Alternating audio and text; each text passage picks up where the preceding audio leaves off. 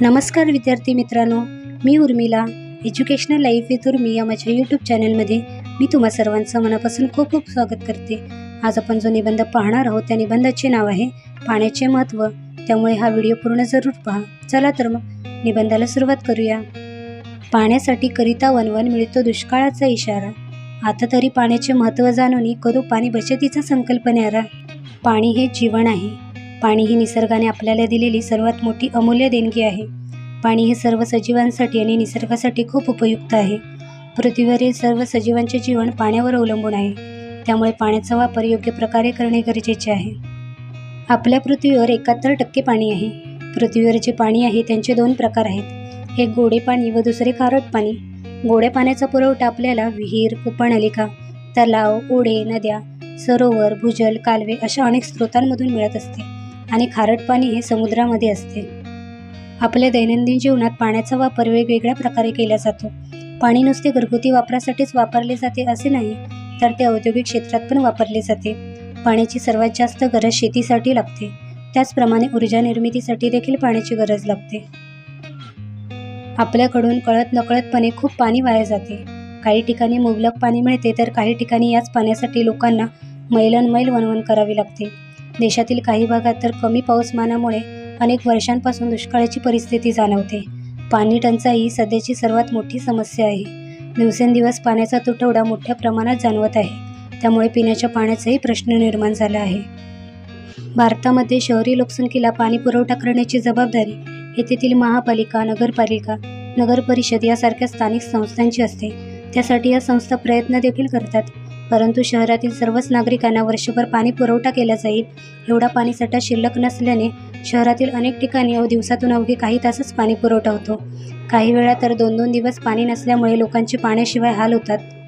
पाण्यासारख्या नैसर्गिक घटकांचे प्रदूषण देखील ही मानवाने निर्माण केलेली समस्या आहे. नद्यांमध्ये कचरा, सांडपाणी, रासायनिक खते, कारखान्यातील दूषित पाणी टाकून आपण ते प्रदूषित करतो, ज्यामुळे जलप्रदूषण होते. त्यांचा परिणाम मानवाच्या आरोग्यावर होतो. त्याचबरोबर पाण्यातील जलचरांचे जीवन देखील धोक्यात येते.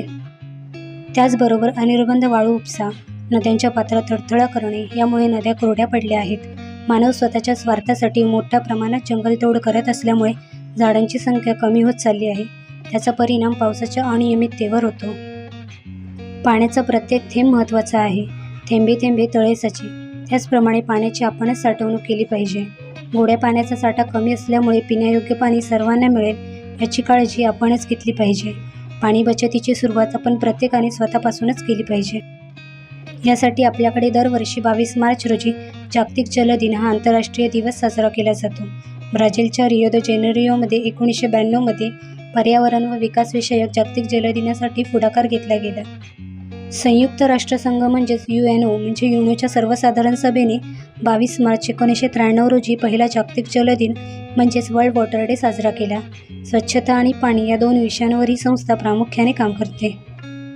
पाणी या नैसर्गिक स्रोतांची काळजी घेणे, ते शाश्वत राहील यासाठी सतत प्रयत्नशील राहणे व पाण्याचे महत्त्व समजावून सांगणे यासाठी ही योजना राबविण्यात आली. म्हणून पाण्याचे महत्त्व जगाला पटवून देण्यासाठी हा जागतिक जलदिन साजरा केला जातो. या योजनांचा मुख्य उद्देश म्हणजे प्रत्येक व्यक्तीला स्वच्छ व शुद्ध पाणी मिळावे, पाण्यासारख्या मूलभूत स्रोतांचे संरक्षण करणे, सर्व लोकांना जलसाक्षरतेचे महत्त्व पटवून देणे, विहीर पुनर्भरण तंत्र, त्याचप्रमाणे पाण्याचा अतिवापर टाळणे हा यामागील उद्देश असतो.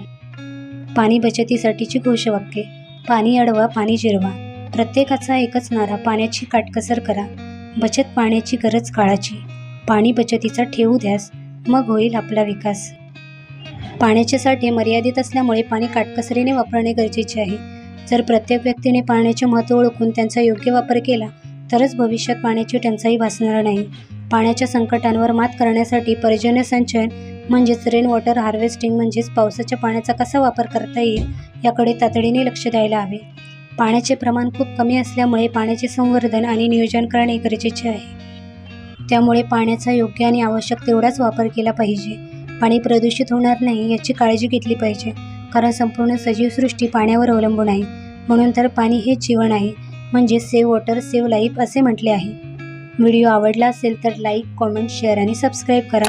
त्याचबरोबर बेल आयकॉन प्रेस करायला विसरू नका, ज्यामुळे माझे नवनवीन व्हिडिओ सर्वात आधी तुमच्यापर्यंत पोहोचतील. व्हिडिओ पूर्ण बघितल्याबद्दल धन्यवाद. Thanks for the watching.